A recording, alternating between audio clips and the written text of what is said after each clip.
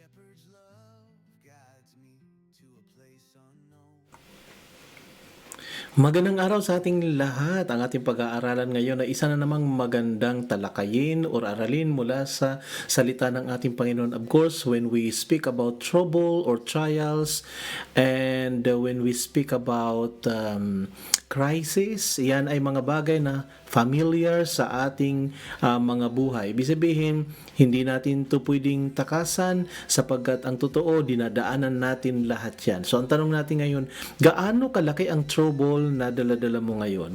Or kung ayaw natin minsan isipin, ang tanong ay ano yung mga bagay na parang nagdadala ng kabigatan sa iyo sa pagkakataon na ito? Okay. Mayroon bang mga bagay na nagiging pasanin natin, alalahanin natin? Marami yan ang mga terminology, pero lahat ng yan ay totoo sa ating mga buhay. But then the Bible also, speaking about all those things na dinadaanan natin, and then mayroon mga reasons ang mga bagay na yan. At kung ating bibigyan ng summary tungkol sa reason, I can give you my thoughts and my understanding na ito ay mayroon una yung sinasabing mga crisis natin, troubles natin, kabigatan, etc. ay bunga ng kasalanan. It means to say na kapag tayo yung ating mga wrong decision at mga wrong na iniisip at salita at gawa, ay kapag ito ay atin itong nagawa na nga, ay may bunga din ito siyang mga kabigatan sa ating buhay. One example of that, kung isipin natin mabilis, kung minsan na tayo nakapagsalita ng masama at hindi nararapat sa mata ng tao at sa mata ng Diyos, ay nagiging dahilan ng sinasabing epekto sa iba na maaring bumalik sa atin at makakarinig din tayo ng mga bagay na kung saan ay embarrassing at times. So iyan ang ating pagkaintindi na siyempre kung gumawa tayo ng hindi mabuti ay nagbubunga din ito ng hindi mabuti na nagbibigay ng alalahaning, kabigatan, pangamba, and ibig sabihin na nakukondem din ng ating puso, nag-aalala tayo, and then marami pang mga bagay na kung saan ay hindi karapat-dapat, which is sinful, ungodly, and it means na demonic at times, or yung sinasabing evil intent natin na naging na isagawa, definitely yan ay magdudulot sa atin ng negatibo or consequences, harsh and even hard consequences sa ating mga buhay. So agree po tayo dyan, maliwanag yan. And then mayroon naman mga trials, burden, and mga crisis and mga challenges. We call it challenges in most cases. Challenges, mga bagay na mahirap, nakaka-challenge, and then nakakapiga at saka nakaka-stress kung minsan. Ang lahat ng ito kung minsan ay dahil sa mayroon divine purpose ang ating Panginoon sa atin. Note it down. Divine purpose, makalangit na layunin. Yes, biblical na layunin kung bakit tayo ay dumadaan sa mga pagsusulit na ito, crisis na ito, sapagkat ang divine purpose, kung ating bibigyan ng kahulugan o bibigyan ng papaliwanag, ay syempre we speak or sabihin natin ito ay directed doon sa kaluwalhatian ng Diyos. Siya ang maparangalan, siya ang maitaas, siya ang mapapurihan. On our part naman, tayo matuto, mag-grow, and lalo tayo maging matibay, lalong lumitaw yung gusto ng Panginoon sa atin, sa ating pag-iisip, sa ating pag-uugali, at sa ating mga gawa. So kung minsan, or hindi lang minsan, kadalasan, ay necessary ang mga testing, trials, and tribulation and challenges sa ating mga buhay. At dahil dyan, wala tayong magagawa. Yan ay ordained by God, sanctioned by God. It means na plan of God yan, and then yan ay nakalagay na sa course ng ating life na hindi natin maiiwasan because there is an intention coming from God, yung purpose niya ang masusunod. Thy will be done. So dahil dito, sa ating pagtalakay ay mayroon tayong pag-aaralan light light and momentary trouble. Na ito ay nakalagay sa 2 Corinthians chapter 4 verse 17, for our light and momentary trouble are achieving for us an eternal glory that far outweighs them all. Now notice yung word na light and momentary. I highlighted those words sapagkat parang it doesn't sound nice, or sabihin na it doesn't make sense, yun ang tamang word na gusto kong sabihin, because bakit light, magaan ang ibig sabihin, and siguro madaling maintindihan yung momentary, ang ibig sabihin pansamantala, for a while, at in a short period of time, at kumisa may mga trouble tayo na kung saan ay hindi sandali, kung hindi mahaba or pang na tumatagal siya. So look at the word trouble na nakalagay dyan. So tinutukoy dyan, trouble na light and trouble na momentary. And kung kayo mag-agree, yes, it is somewhat true, pero mahirap i-digest on our part sapagkat minsan sabihin natin, kung talagang pansamantala, ba't ang tagal na ng trouble ko? Bakit ang tagal? Bakit hanggang ngayon? Bakit 10 taon, 20 taon, 30 years ko na itong trouble na ito, at hindi light. Hindi light. Marami magsasabi sa atin na yes, hindi naman light. Although marami namang mga magagaan, pero karamihan ay mabibigat. Pero dito sa Bible ay nilagay na light. So parang lahat ba light? Well, malalaman natin, but then immediately sasabihin ko na sa inyo na yes, yan ang perspektibo. I don't know kung tama yung term na yun, but perspective, pananaw ng writer na kung saan ay sumulat sa mga taga-Korinto, at dito natin mababasa iyan ngayon, pag yan ang ating pag-aaralan. Ngayon, gusto nyong maintindihan ito kung bakit light at ano yung mga light na yun. Light ba talaga yun? Well, dalawang perspective ang ating malalaman ngayon. My perspective or our perspective, and then yung perspective nung sumulat. Of course, bandang huli kapag nalaman natin ang perspective ng sumulat, mag-go tayo sa kanyang perspective sapagkat yun ang nasulat, inspired by the Holy Spirit, and it means na there is also a change on our part the moment we read the Word of God, na kung saan magpanibago tayo ng perspective. Okay, dahil dyan ngayon ay sa ating pagtalakay ay maiintindihan ngayon natin na ang salita ng Diyos ang mayroon final say ng ating pinag-aaralan. Okay, dahil dyan, so sa topic natin ay unawain natin yan, at yan ay napakaganda sa 2 Corinthians 4:17. Bakit sinabi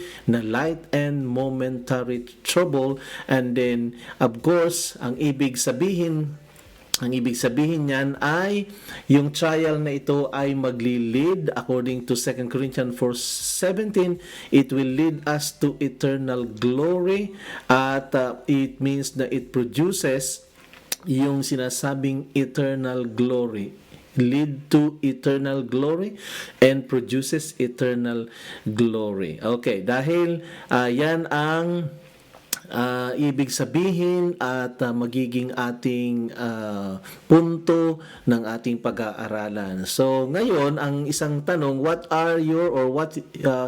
you're going through now is preparing you for something greater. I believe kapag dumarang tayo ng mga pagsubok, naniniwala ba tayo na yung ating dinadaanan ngayon ay paghahanda lamang sa something greater? That is a true statement or saying na sa ating Christian life, sa ating journey as a believer, yan ang totoo na parang hagdan from step 1 to step 2, so step by step ang ating mga karanasan ay it leads to another blessing greater than the past, greater than before, because may progression ang life natin kay Lord. Ibig sabihin hindi pa urong kundi marching forward, and then from faith to faith, from glory to glory. So, yan actually yan ang pinaka entire plan ng Lord sa atin. Kaya dapat lang na tayo ay maging handa. But then to understand itong light and momentary trouble, let's consider by reading 2 Corinthians chapter 7. So, nandun tayo kanina sa 17, babalik tayo ng 7 para maintindihan natin. But we have this treasure in jar of clay to show that this all surpassing power is from God and not from us. So, ang treasure doon, yung mga bagay na gagawin ng Lord. Ang clay doon ay yung ating body, which is the tent. Okay? At itong body nito ay clay, jars of clay. It will vanish or it will be gone at a certain time, but the treasure will remain actually. So parang dyan ay maiintindihan ng reader kung ano ang gustong tinutukoy ni Paul kapag sinasabing jars of clay at yung sinasabi niyang we have this treasure. Ano ba yung treasure na yon na sinasabi? Malalaman natin yan. But din sinabi niya, to show and all this our surpassing power is from God and not from us. So dito pa lang sa verse na ito ay matalinhaga na, malaman na yung surpassing power. Hindi galing sa tao kundi galing kay Lord. Let's move on sapagkat gusto natin makita yung light and momentary, and I think verse 8 would justify kung ano ang nais natin ipaliwanag dito, not from my own explanation but from the Word of God. Look at this light and momentary and take a look kung ito ay nagmamatch din sa ating kalalagayan. So we are hard pressed on every side but not crushed, perplexed but not despair, persecuted but not abandoned, struck down but not destroyed. Hard pressed, perplexed, persecuted. Tagalogin natin ng kaunti. Hard pressed, tayo ay gipit na gipit or iniipit o mga bagay na nakakabigat, hard pressed. Yung perplex, talagang kung minsan hindi natin maintindihan, namamangha tayo, ano ba nangyari, ba't ganun, ba't ganyan, di ba, ganun, perplex. So kayo ba nakakaranas ng perplexing trouble na hindi nyo maubos, maisip kung bakit? I think kung kayo ay kagaya ko, kaya ako nangiti sapagkat yan ay mga karanasan natin. I hope mag-go kayo sa akin, mga perplexing moment na kung saan ay namamangha tayo, hindi in a positive way, namamangha tayo, ba't ba nangyari yun? Okay, ba't ba ito napangasawa ko? Oops. Yeah, controversy, di ba? Pero may ganyan ang buhay ng tao. Mga bagay na perplexing, hindi natin maintindihan ba't nandoon tayo. Pero yung hard press muna, okay? Hard press muna. Ito yung mga bagay na sobrang, sabi nga, mapait na kapalaran, nakakapiga na mga situation, pigang-piga na financially and emotionally, na talagang kung ang tao minsan may mga time na emotionally ay sangkot siya at nag-iisip siya at nasasaktan, ganun po yung ating karanasan bilang human, at I hope na hindi naman lagi at hindi dapat tumagal ng mga buwan at taon or mga araw, sapagkat yung isang linggo pa lang na ikaw ay hard-pressed ka ng mga trouble and trials sa buhay mo, ay talagang matcha-challenge ka talaga kung anong gagawin mo, to the point na madadown ka talaga because hard-pressed ka. Alright, so naipaliwanag na natin yung dalawang bagay na yan, and perplexing moment na minsan ay nakakatulala, ba't ba nangyari yun? Okay, so nakaka-relate kayo, I hope, na sa mga dinadaanan ninyo. I hope na wala kayong mga perplexing moment ngayon or challenges sa inyong mga buhay. Alright? So, kung naintindihan ito, nakalagay ito sa Bible. Ito yung sinasabi ng Bible. Ngayon, uli, babalik tayo dun sa idea, light and momentary trouble, because that is in verse 17 na sinasabing mga kagmagaan at pansamantala lamang, and then it is achieving an eternal glory. Mamaya, babalikan natin yon, but then we need to understand more about itong sinasabing light and momentary trouble. May persecution ba kayo? Sabi sa verse 9, persecuted but not abandoned. So ito yung karanasan ni Paul. He was persecuted for being a preacher and an apostle, persecuted from within, and persecuted from outside, those outside the church. Even government is persecuting him. In fact, siya'y namatay dahil sa persecution na yan. And marami siyang nakatunggali, not because gusto niyang maging kalaban, kundi dahil ang kanyang pangangaral ay threat sa kanilang sa doon sa mga places na kanyang pinuntahan, and he was a man na kung saan ay full of controversy dahil sa kanyang pagtayo sa resurrection, about the Savior, about the Messiah, and about yung hope na kung saan ay tatanggapin ng mga maliligtas. So dahil dyan, persecuted siya, pero sabi niya, hindi naman ako abandonado. So do you feel na kayo ay may mga persecution pero nagpapadala din ang Lord ng comfort? Una, comfort. Pangalawa, na may mga kakampi din na nagtatanggol at nakakaalam ng katotohanan. Alright, and then ang kasunod ay struck down. Ito ay physical, ito na struck down but not destroy. So physically, si Paul ay dumanas siya ng physical harm. 49 lashes and lahat ng pambubugbog at lahat ng threat, lahat ito ay dinaanan niya. Struck down talaga, lugmok talaga siya physically, sapagkat bumibigay naman ang physical sa kanyang time. So sa ating panahon din, may mga dumadaan din sa ganito, lalo na kung may mga violence na dinadaanan sila.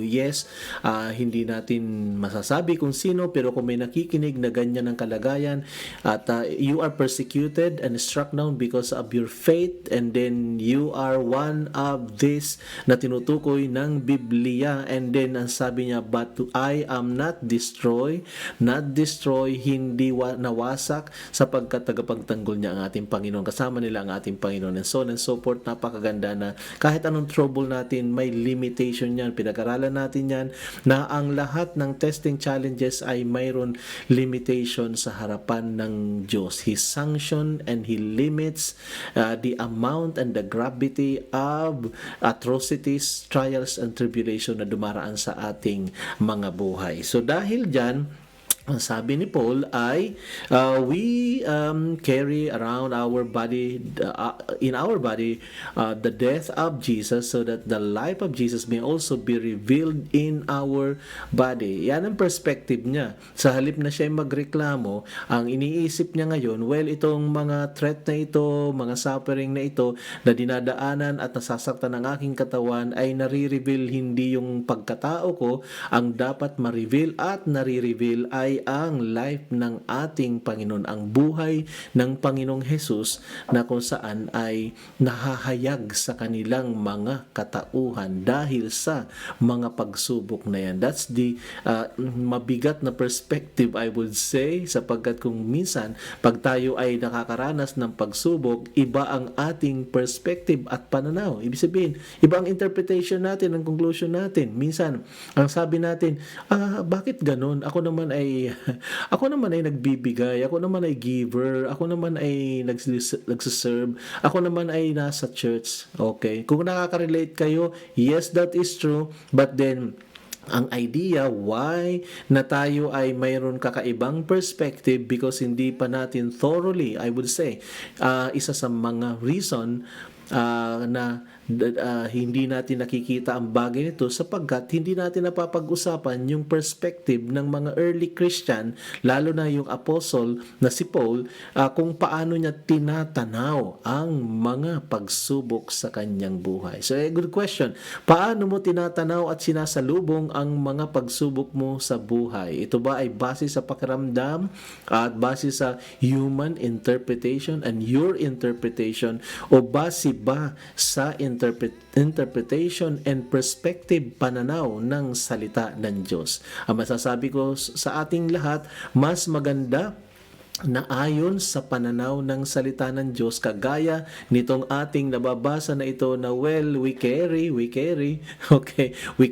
in our body the death of Jesus, so that the life of Jesus may also be revealed in our body. So walang hesitation, okay sapagkat naiintindihan nila ang purpose. Kaya ngayon ay yan ang makikita ngayon natin. We are, nakalagay dito. Okay. So, tingnan natin, alright. Yun ang kasunod. Verse 12. So then, death is at work in us. Another perspective. Pananaw, Pananaw. Interpretation. So then, the death is at work in us, but life is at work in you. Tagalog. Well, ang kamatayan ay ito, aming nag-work sa amin, kere-kere namin, nagaganap sa amin, kamatayan, kamatayan, something na very scary and unusual actually na pananaw. Pero ang sabi naman, ang buhay naman ay gumaganap naman, nangyayari naman sa inyo. It's working on your part. Kaya dun sa verse 13, it is written, I believe, therefore I have spoken. Isa sa mga linya ng isang mangangaral, dahil naniniwala ako'y nagsalita o ako'y nangangaral. Kaya dapat ganun ang Kristiyano. Ano man pinaniwalaan mo, dapat ay i-profess mo.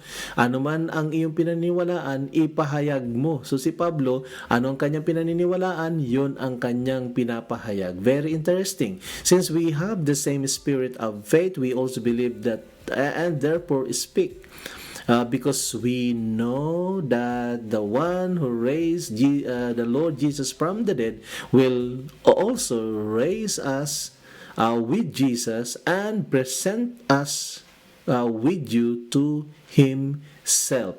So parang conclusion doon yung pinaka magiging outcome ngayon about yung pag-raise sa atin, and then kasama yung mga mananampalataya ipipresent sa kanya.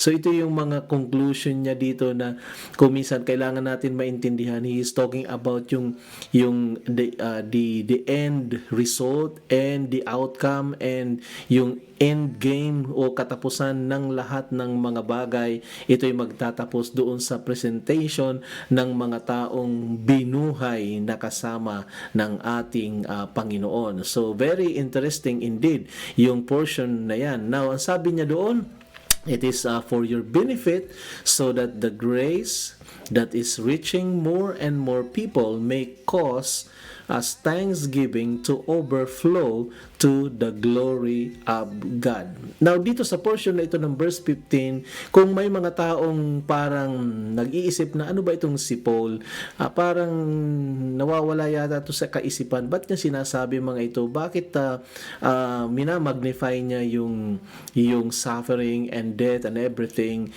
Bagay na hindi namin kaya yan, bagay na parang ganito ba talaga? So, doon sa mga nangangailangan ng ma-enhance ang kanilang kaalaman tungkol sa nagaganap kay Paul at nagaganap din sa buhay nila, sapagkat yes, it is surprising sometimes sa mga mananampalataya at first na bakit kumilala sila kay Lord, at kung kailan sila kumilala kay Lord, dumating yung mga persecution, and dahil doon opportunity ng kaaway na magtanim ng doubts sa kanila at sabihin, tingnan mo, ikaw ngayon ay naging biblical ang buhay mo at nagbabasa ka, and yet ito ang nangyayari sa iyo. So marami ako narinig na ganyan, kaya nangingiti ako sapagkat it is true also na kapag tayo ay bago sa pananampalataya, maraming mga suggestion ang kaaway, but then dito sa portion na ito na no, it's your benefit actually, sapagkat yung grace na kung saan ay maraming naaabot, grace through the gospel and grace because yung forgiveness na achieve and then yung blessing, so all those things are grace of God, and then sabi dito ay it reaches to many or to a lot of people, at dahil doon nagkokos ng thanksgiving na nag-overflow to the glory of God. Finally, look at the scripture. Very interesting, very powerful and truthful na yes, ang buhay natin, go on lang, sapagkat kung ang buhay ninyo ay sinasamahan ng grasya ng Diyos, and actually it's not only for you, kundi yan din ay para sa ibang tao, para maramdaman din nila, para silang maaabot ng biyaya ng Diyos, ay magkaroon ng thanksgiving na mag-overflow to the glory of God. So may tumawag sa atin ng kaunti, and then atin munang sinantabi. Okay, so mamaya na mayroon pa tayong live streaming. Okay, then now, tingnan natin dito is another perspective na naman, verse 16. So, malapit na tayo sa 17. Therefore, we do not lose heart. Though outwardly we are wasting away, yet inwardly we are being renewed day by day. Wow, what a perspective. Kayo ba, kapag dumarating yung ating mga pagsubok, anong nararamdaman natin? Matatag. Wow, napakaganda. Ang tatag ko. Okay, I'm okay. Praise the Lord. Mga ganun, ano. Pero kung minsan, ang nararamdaman natin, medyo kaunting panghihina, pag-aalinlangan, and ano pa? Nanghihina nga dahil nag-aantay ng biyaya, wala pa. Okay.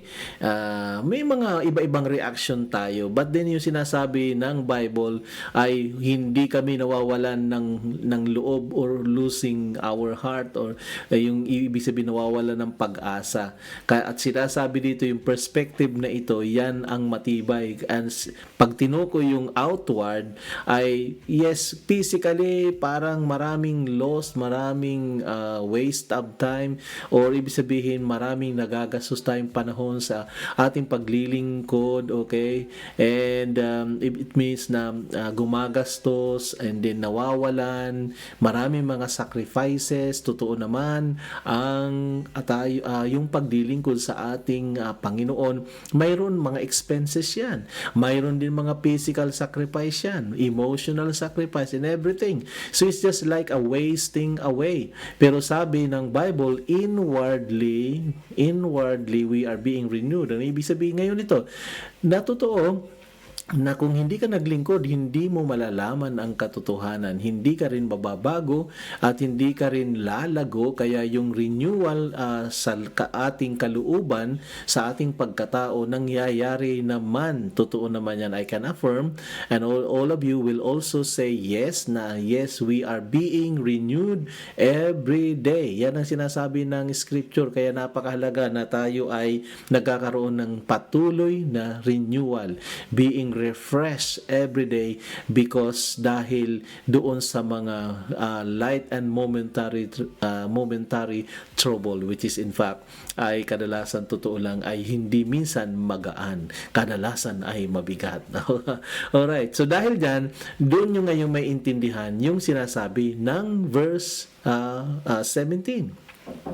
Matapos yung perspective ng Biblia o ng writers, ngayon arriving to verse 17, we do not lose heart, for our light and momentary trouble are achieving for us an eternal glory that far outweighs them all. I would say na ito yung pinaka-epic ng kanyang conclusion, ng kanyang pananaw. na tinanaw niya yung persecution, yung struck down siya, persecuted, na tinawag niyang momentary and light. Troubles, okay? Kayo din, tayo din ngayon, magsasang-ayon ba tayo? Mag-go ba tayo sa perspective ng writers na si Apostle Paul na dapat lamang natin tingnan na ito'y pansamantala? So, madali siguro yung pansamantala, although may mga cases na hindi pansamantala, mukhang lifelong na mga pagsubok, lalo na kung karamdaman or iba-ibang karamdaman. May gumagaling agad, mayroon naman matagal. And mga bagay na nagawa natin in the past na hanggang ngayon ay nagsasuffer tayo, hindi naman yan momentary. Pero sa perspective ng Bible, dahil ang ating buhay naman ay momentary naman yan. Ibig sabihin, hindi naman yan mahaba talaga. Kundi ang tinutukoy ni Paul, bagamat tuloy-tuloy siya hanggang kamatayan, tinatawag niya ito na pansamantala. Dahil dito lamang yan sa buhay na ito. Dito lang yan sa daigdig na ito. And then, bakit niya tinawag na light? Sapagkat kahit mabibigat talaga in nature yung dinaanan niya, pangako naman ng Biblia na kasamang pumapasan ang Diyos, kasama naman niya ang Diyos. In fact, ay ang sinasabi one time na my grace is sufficient for thee. Yan ang kanyang panalangin at one point na kung saan ay gusto niya ng nahihirapan siya. Kung 3 times I prayed or pleaded with God, but his answer was, my grace is sufficient for thee. Ang biyaya ko is sapat. So kung biyaya ay sapat, it means yung bigat na yon, pag dumating yung biyaya, nagiging magaan dahil sa kakayanan at kapangyarihan ng Diyos. Now, gusto kong pukusan natin yung eternal glory, achieving. So, mayroon palang purpose ang mga trouble natin kasi ang maa-achieve nito ay eternal glory. Imagine that. Eternal glory. Yung I think ito yung reward. I think yung portion dito is partly, yes, that is salvation, and also idagdag natin yung eternal glory na yan ay yung paggagawad ng gantimpala ng Diyos sa atin. I believe na baka so hindi ko tinatayuan ito na kumbaga ay sabihin natin word per word from the Bible, but dinaniwala ko na may reward, and somehow yung reward generally ay eternal life.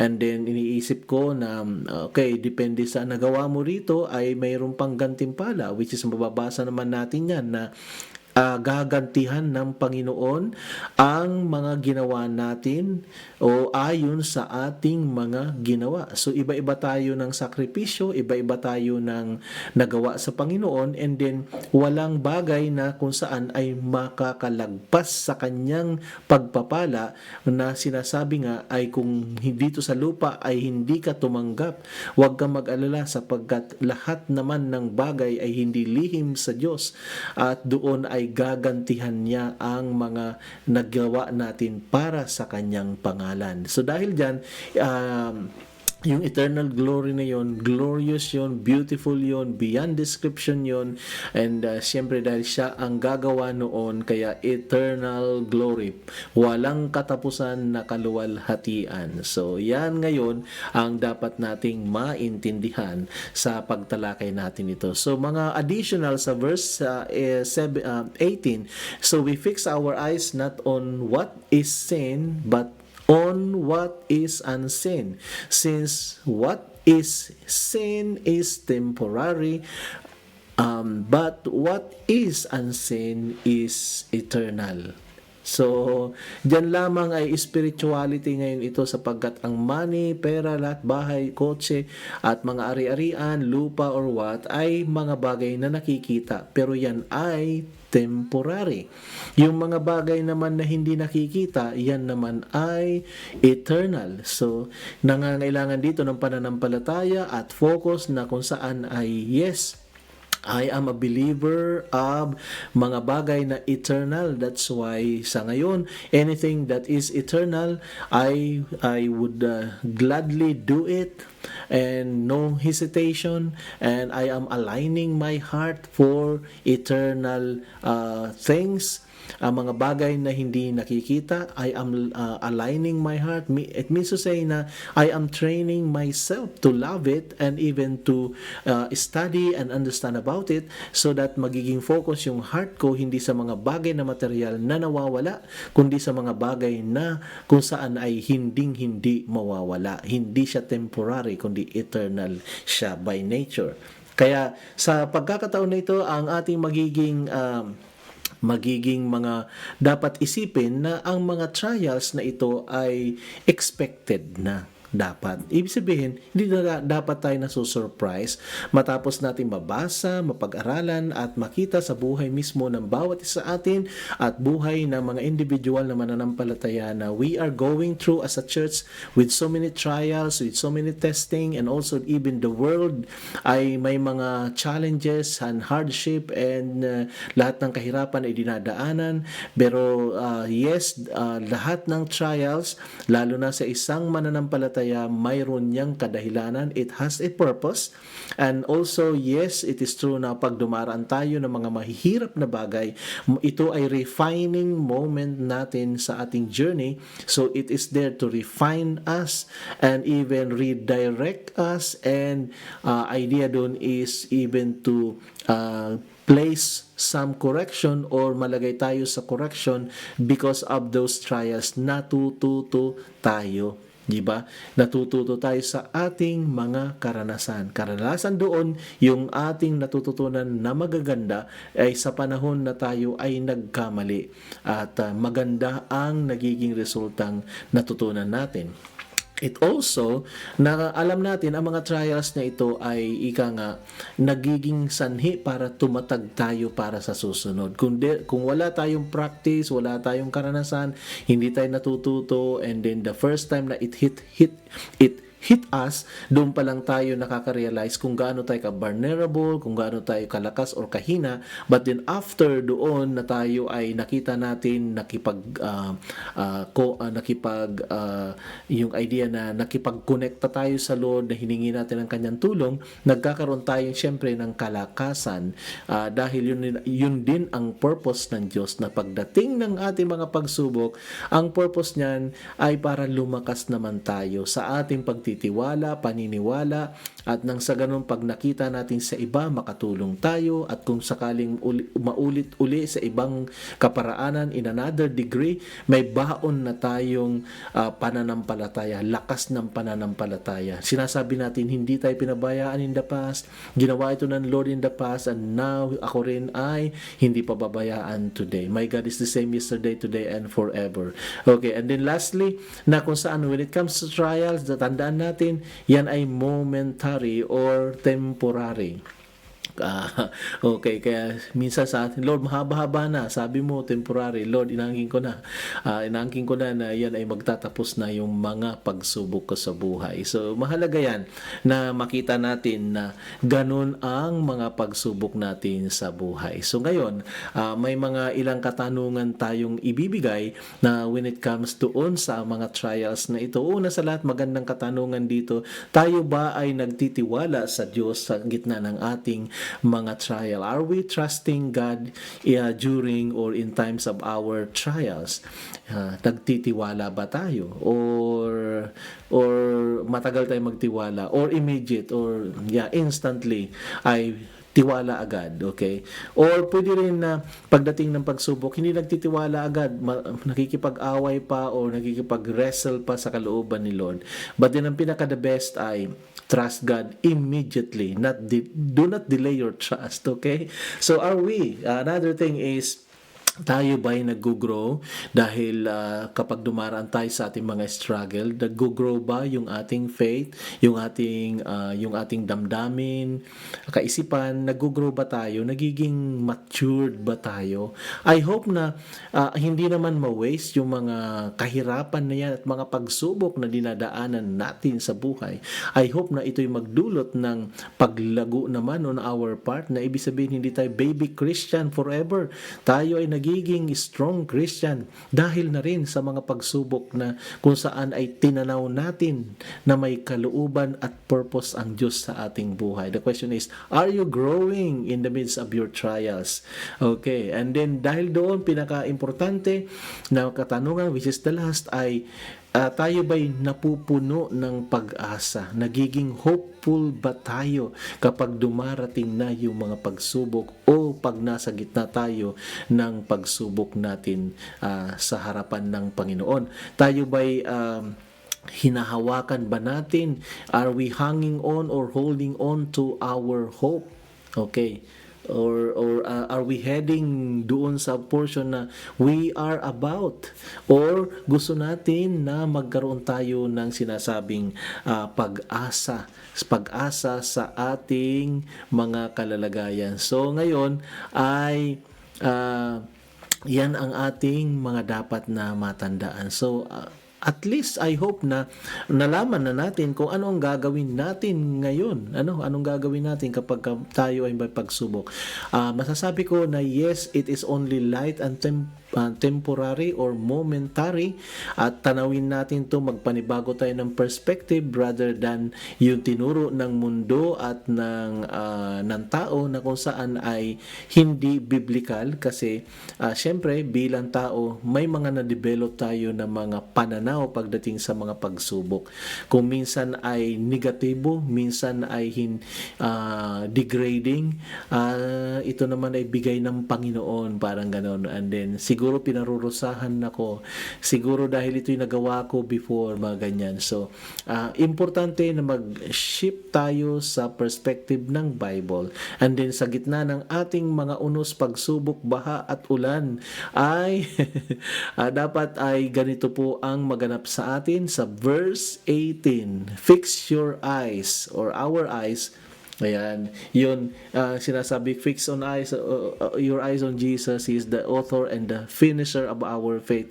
In this case ay look at it na kung saan ay tinataguyod mo ang mga bagay na hindi pang temporary, kundi mga bagay na pang-eternity. So, ikaw ngayon ay pang-eternity na. So, ano man ang pagsubok na dumaan sa ating buhay, like Paul, ay tinawin natin ito na, well, we are achieving eternal glory because of our troubles, because of our trials, because of those testing na nangyayari sa ating mga buhay. Sa inyong lahat, maraming salamat sa inyong pakikinig. Kung kayo ay may natutunan, pwede ninyong i-comment o kaya mag-like or kung ano pa man ang gusto ninyo, para of course kung para na sa ganun mag-follow kayo, sapagkat para malalaman ninyo yung mga videos at pagtuturo natin